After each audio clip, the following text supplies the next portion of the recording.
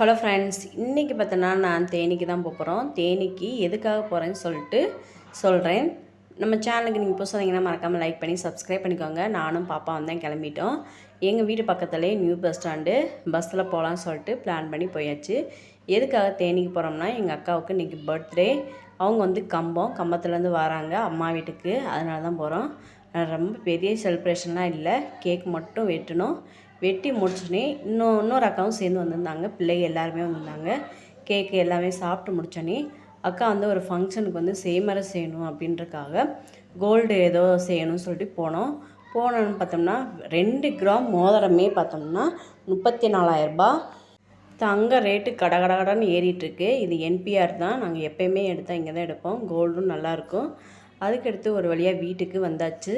இன்றைக்கி மட்டன் குழம்பும் தோசையும் தான். இன்றைக்கி சண்டே ஆனாலே நம்ம வீட்டில் ஏதாச்சும் வைக்கலாட்டி நமக்கும் ஒரு மரியாதை இருக்கும், பிள்ளைகளுமே எதிர்பார்ப்பாங்க. அதனால் ஏதாச்சும் ஒரு நான்வெஜ் வைக்கணும்னு சொல்லிட்டு வச்சுருது. அதுக்கடுத்து இன்றைக்கி முக்கியமான விஷயம் என்னென்னா, இன்றைக்கி எங்கள் கொட்டத்துக்கு போயிருந்தோம். கொட்டம்னா எங்கள் அப்பா வீட்டு கொட்டத்துக்கு. அங்கே மாடெல்லாம் நிறைய கட்டி வச்சுருந்தாங்க. அங்கே வந்து நான் ஃபோட்டோ லைட்டாக எடுத்திருந்தேன். இது என் தம்பி தான்.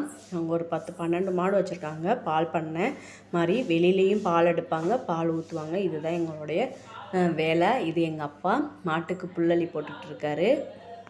மாடு வளர்க்குறதெல்லாம் அவ்வளோ கஷ்டம். ஆனால் வந்து வருமானம் இருக்குது.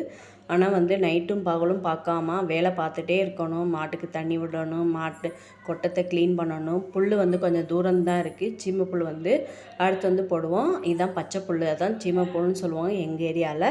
அதுக்கடுத்து கொஞ்சம் வைக்கலும் வாங்கி வச்சுக்கிடுவாங்க நைட் நேரம். பால் வெளியிலையுமே நம்ம வந்து அட்வான்ஸ் கொடுத்து வெளியில் எடுத்து வீடு வீடாக பால் ஊற்றுறது. இந்த வேலை தான் என் தம்பியும் எங்கள் அப்பாவும் பண்ணுறாங்க. அதுக்கடுத்து மறுநாள் ஸ்கூலுக்கு வந்திருந்தோம். எங்கள் ஸ்கூலில் வந்து ஒரு பில்டிங் ஓப்பன் பண்ணுறதுக்காக டெக்கரேஷனுக்காக பண்ணியிருந்தது தான் இது. பட்டர்ஃப்ளை செம்மையாக பண்ணியிருந்தாங்க. நான் ஜஸ்ட்டு காமிக்கிறது கொஞ்சம் மட்டும் தான் காமிச்சிருந்தேன். அதுக்கடுத்து பார்த்தோன்னா ஒரு நாள் கண்டிப்பாக அந்த டெக்கரேஷன்லாம் பண்ண பின்னாடி உங்களுக்கு நான் ஃபுல் வீடியோவாக போடுறேன். மாடல் பார்த்தோன்னே கஷ்டமாக இருந்துச்சு. ஆனால் நம்ம இன்ட்ரெஸ்ட்டாக எடுத்து பண்ணோம்னா ஈஸியாக முடிஞ்சிடும். எந்த வேலையுமே நம்ம இன்ட்ரெஸ்ட்டாக எடுத்து மனசு வச்சா எல்லாமே ஈஸியாக முடிஞ்சிடும். கண்டிப்பாக நம்ம சேனலுக்கு நீங்கள் புதுசாக வந்தீங்கன்னா லைக் பண்ணி சப்ஸ்கிரைப் பண்ணுங்கள். தேங்க்யூ. நெக்ஸ்ட் வீடியோ பார்க்கலாம்.